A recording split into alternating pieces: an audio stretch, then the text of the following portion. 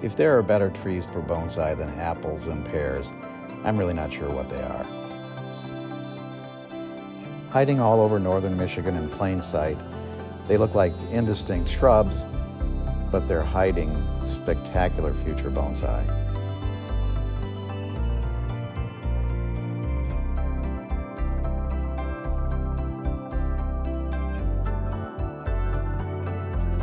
If you watch this video and pay attention to what you see and what I say, I promise you, you can make your own fine apple and pear bonsai. It's really not that hard.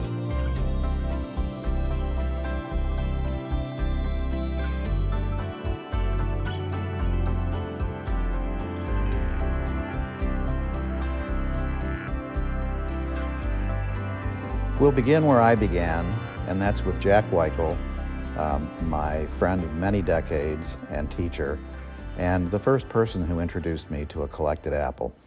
You remember when this looked like the branching looked like a candelabra, and it wasn't very nice really. But it was flowering attractively one spring, and so I took it up to the Bonsai Society meeting up in Ann Arbor, and you and Jerry and a couple others were saying, Jack, the flowers are nice, but the tree's ugly. And well, I've been waiting. It only grows out on the tips. I've been waiting for a break back inside, and it just never does that. It doesn't grow that way. And so I don't have many choices, do I? And you guys were saying, oh yes you do. Cut all the branches off and start over.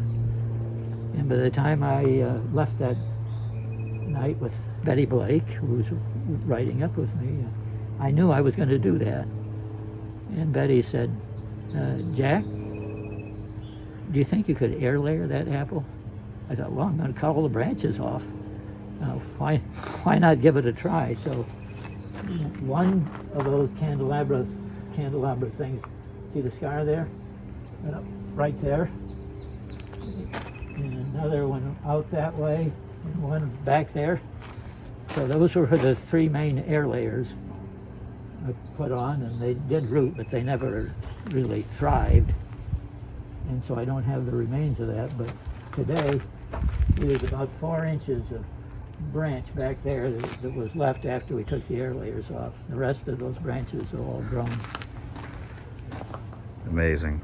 Since that time, and the really unexpected thing for me was it seemed very quick, like just within a week or two after the air layers were put on, that just below the air layer, here's a bud showed up where there had never been. I would have been never. And all of a sudden, here's this bud, and then it opened up, and I let it grow out about 3 feet, and just beneath this other air, in each case, we're seeing things that never happened, and I'm realizing that I've cut off the flow of carbohydrates and hormones and all that all coming down just beneath the bark, and so that allowed those buds or caused the buds, resulted in that to break, and a fresh start there. You're looking at let's say 100-year-old pear tree.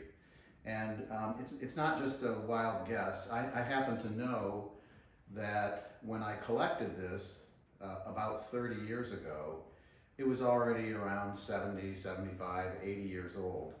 And I know this from growth rings of similar trees. So you might wonder when you see a really fine bonsai like this one, where it comes from, how it's made, what its history is, and all that stuff. So I can tell you that this tree was collected from a broken down pear orchard, and I collected many trees that day. This tree in particular is growing on its own rootstock, and I say that because it appears to me that this tree grew from seed. Having said that, there's no way to tell exactly what variety of pear it is. It's often the case when you find a broken down pear orchard that you will find quite a number of pear trees, all of which grow as suckers off of big thick roots. like I said, this one is growing on its own roots, and I have no idea what to expect when and if it ever flowers. Um, Fortunately, even after 30 years, I still eagerly wait every spring to see if it flowers. Next spring, I think I'm going to be successful because I'm seeing the development of several flower buds on the tree for the first time.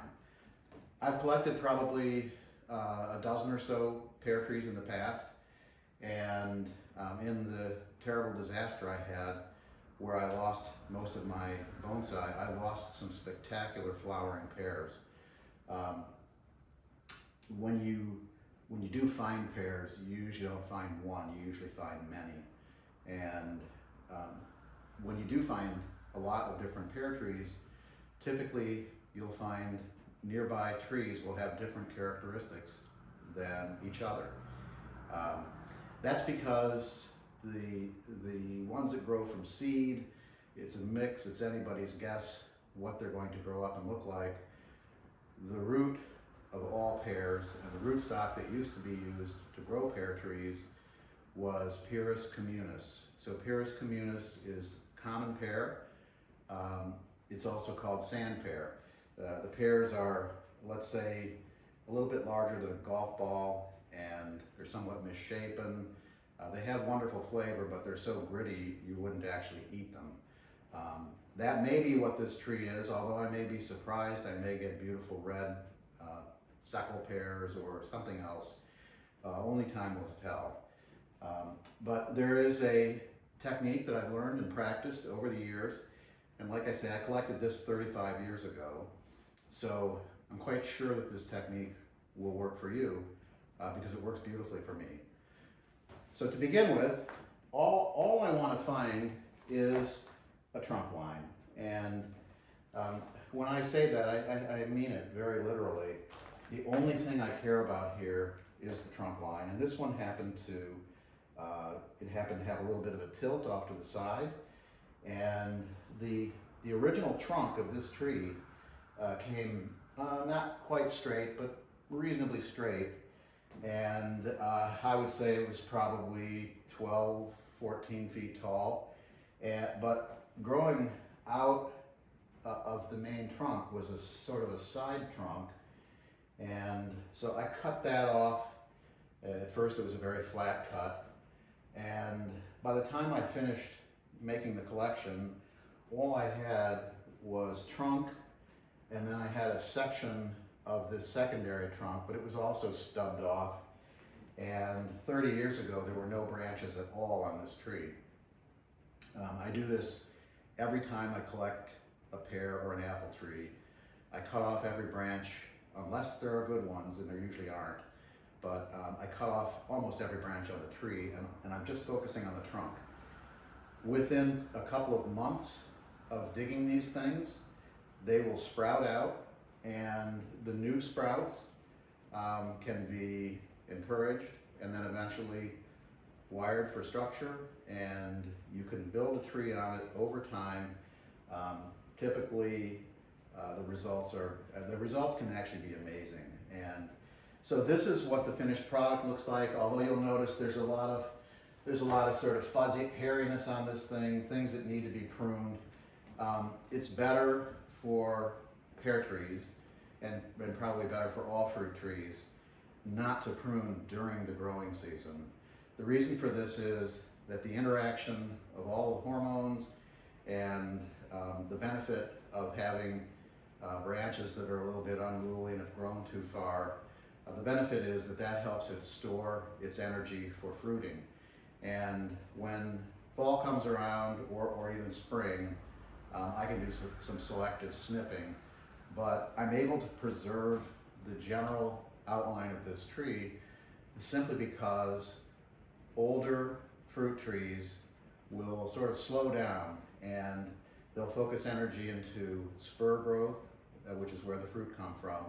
The spurs don't actually elongate, only maybe a millimeter or two per year. So this tree has been about this size for a very long time, and it will continue to be about this size.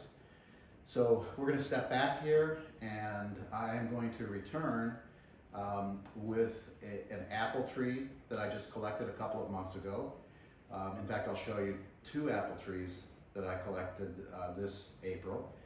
And now it's late June, and they've sprouted out. And then I'm going to show you another fruit tree, which is a pear that I collected 2 years ago. And I'm actually going to do the structural pruning and wiring for that tree. Like I said, it's pretty rapid development, and I'll actually give it sort of a tree shape right out of the gate here. And hopefully this will inspire you to go out into pastures and find some fruit trees. Now I can tell you that if you find one, you find many. And apples are often grazed over by deer or other animals. Pear are often grazed over, but maybe not so often as apple trees. And they have a very distinctive look. If you've ever found one, you can find 2, or you can find 5, or you can find 50. You can even see them out of the corner of your eye from a great distance because of the characteristic mounding and the density of the twigs on these things. Twig density would be great. It would be wonderful. You could just leave them the way they were if the deer had any sense for design, but they don't. So we cut it back to a trunk line, and that's all we care about capturing in the beginning.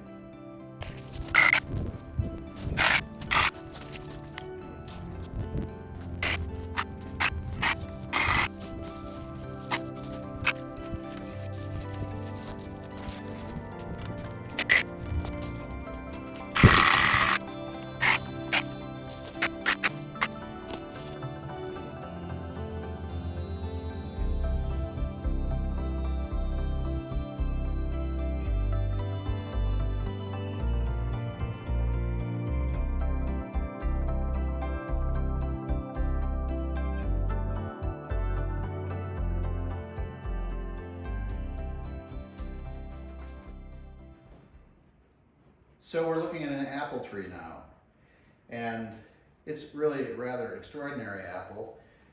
This tree I collected from an orchard. Well, not really an orchard. Let's just say it was an area where there were a lot of apples that had grown from seed.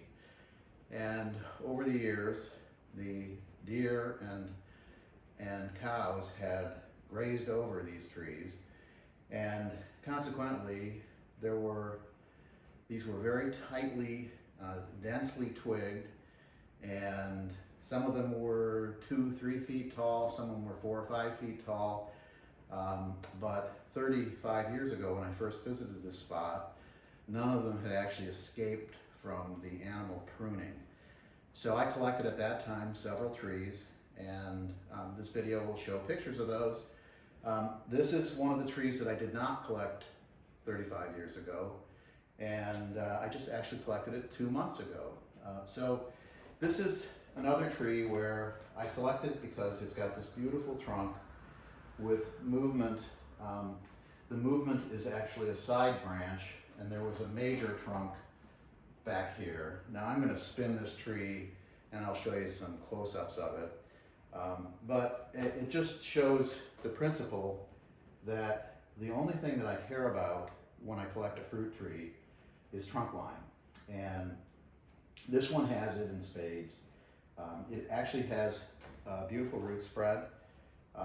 These trees don't go through a long process before they end up in a bonsai pot. In fact, this was put into a bonsai pot the same day it was dug from the ground. And the reason that I'm able to do that, and I'm almost always able to do that with fruit trees, is that right around the very base of the tree, fruit trees have large numbers, well, apple trees especially, have large numbers of small roots. And they'll often have a couple of very thick tap roots. In fact, this one had, let's say it had a tap root that was, this big around, almost as big around as a trunk. But you can safely cut that off right to the point where you have a little layer of thin roots. And this, I'm lucky enough to have collected this apple with roots all the way around the perimeter.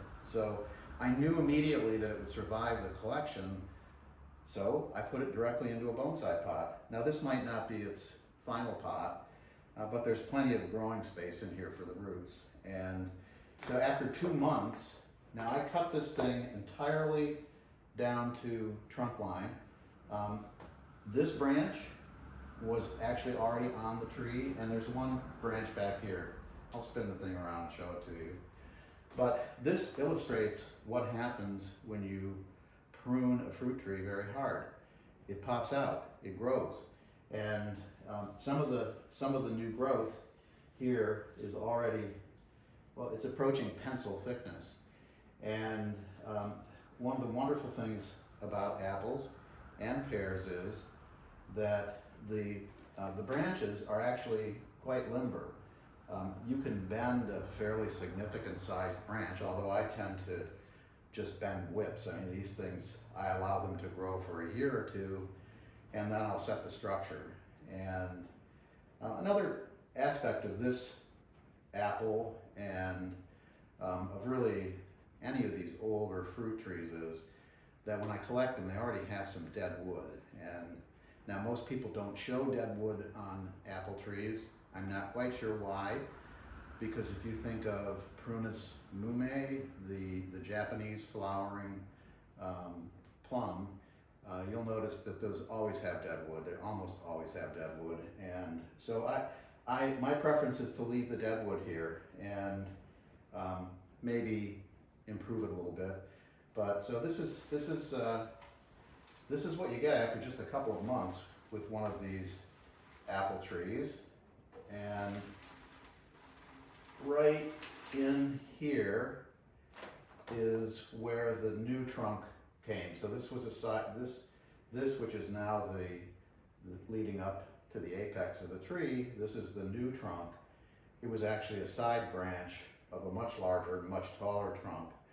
And I do have some photographs and video of that collection. So maybe I'll be able to weave that in here. But anyway, this is very typical of what a recently collected tree looks like. And you can see it's just been extremely vigorous with its new growth. And to me, that says that I will get a nice looking tree within just a few years. And that's also one of the beautiful things about collecting apples and pears is that you don't have to wait forever before you have a beautiful bonsai. These trees can go from having no branches to having a decent structure and flowers within as little as 3 to 5 years, and that's a huge thing in my book. So anyway, this apple, and I'm going to show you a couple of close-ups here. As we move in, you can see where the original trunk was, and you can see some of the dead wood pieces that are sticking out. What's interesting is that where there is dead wood, such as here, it's completely healed in around it, and so there's no there's no wound that is going to affect the tree.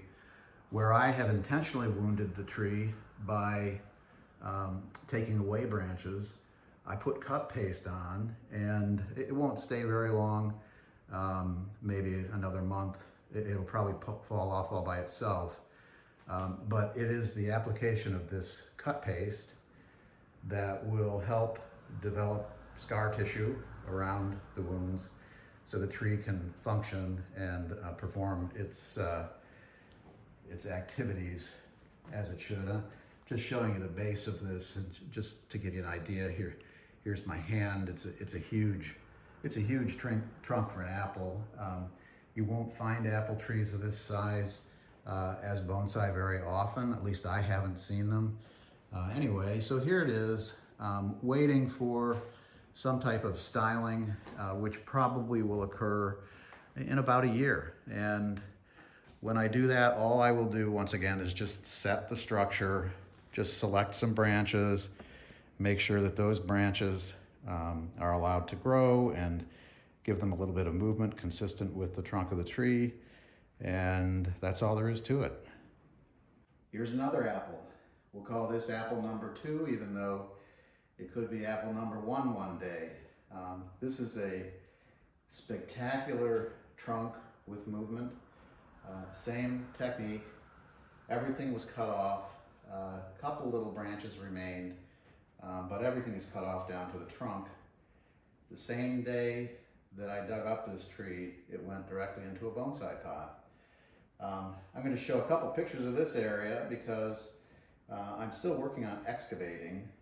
I have been studying a technique that I learned, I think, watching online from a Portuguese gentleman named Andres Bicocha or Bichoca. I'm sorry if I pronounced that wrong, Andres. But what I do is I peel away the fibers of the wood and reveal what's hidden within the wood. Actually, only a small amount of this dead wood was peeking out of the tree, and I plan to emphasize more and more of it and create sort of a hollow area here where I don't have old branches. We'll see how that turns out. But again, very large trunk, a lot of movement in this secondary trunk, which is now the primary trunk. In fact, it's almost a corkscrew, and I'm very pleased by that. It gives me a lot to work with. This tree was weaker than the first apple I showed you, and it did not burst out immediately, almost immediately, as the other one did. In fact, this only proved that it was alive just a few weeks ago. And I was so worried about it that I had to use a technique that my great friend and partner in crime, Dean Bull, I think invented, and that is to completely submerge the tree, pot and all, in water and just wait. I waited, and it was only a few days before it started to bud out like this, so there must be something to this, and you might want to consider that. I now have proof that that technique works very well for fruit trees. I haven't seen it used on anything that's not a fruit tree, but I think it might work for you if you need it. Anyway, I'm not quite sure what the front of this will be, and I don't need to be sure, because all I'm really concentrating on is these tiny sprouts that will, in a year or 2 years, be wired to give some structure, and then it's a matter of pruning and fertilizing and caring for the tree from then on out. Same thing as the other tree. As I said before, it was really only out of the ground for probably 2 hours before it landed in this bonsai pot. And the reason we're able to do it again is fruit trees, especially apples, have so many roots near the base that they can almost always safely be collected.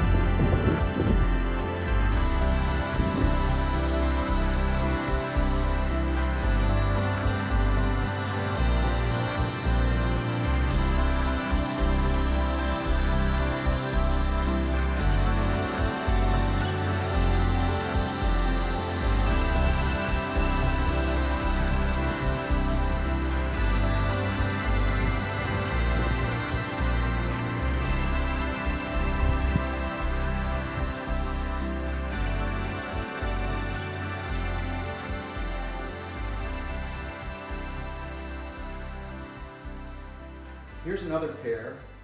Unlike the first pear you saw, which is maybe 100 years old and has been training for about 30 or 35 years. This tree is younger. It's probably in the 60-year or so range. I spoke to the owner. These days, I always get permission before I dig. I found the owner of the property that I noticed this pear tree growing on, and I did acquire the permission. He told me that as a child, that his family had planted the pear trees that this was growing near. So this was root sucker, and I think it's highly likely that when and if it fruits, it's going to produce very small, irregularly shaped pears, because I believe this is Pyrus communis all the way through. That is sand pear, the common pear tree. And this was collected 2 years ago. This is its second spring season in a pot. Again, it goes directly into a pot after collection. Unlike apple trees, pear trees are, they tend to have less rootage, and in fact quite a bit less. But they still collect really well. I've collected them with almost no visible rootage. There's almost a foot-shaped root running right through the center of this where it pops out. These branches are a little thicker than the new sprouts on the apples that I've showed you. And in fact, this is the stage at which I will give trees some structure. So today, I'm actually going to do that. I'm going to throw a little bit of wire on this. I'm going to cut all the leaves off. This is late June in Michigan. It's a good time to leaf prune. I've been told over and over and over again by everyone who knows anything about it, do not ever leaf prune trees. Don't defoliate them. I mean, fruit trees. Don't defoliate fruit trees. Don't defoliate pear trees. However, I have proof that it works just by accident. I had this tree out, and the deer got very interested in it. About 2 months after it was collected last year, they ate every single leaf off. It threw new leaves out within 2 weeks, and it also threw out secondary branches. So I'm hoping to move this along quickly, and I am going to cut off all the leaves, and from there I will style it.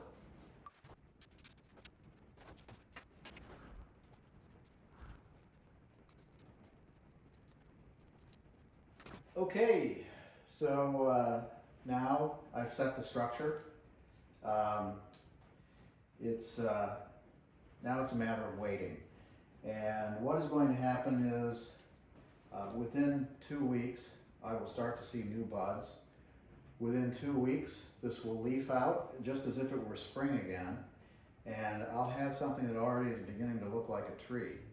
So anyway, this is one of the steps in developing a beautiful fruiting bonsai. I know it works this way with apples and pears. I have to imagine that other fruit trees that I'm not familiar with probably work the same way, but I know it works on apple and pear. So I'm pretty happy about it. Within, like I say, within 2 or 3 weeks, I will have new leaves, and within probably, let's say a month and a half, it's going to look very tree-like. Of course, I'll have this super long top, but even this year or next year at the outside, I can cut this back to something that's appropriate for the height of the tree.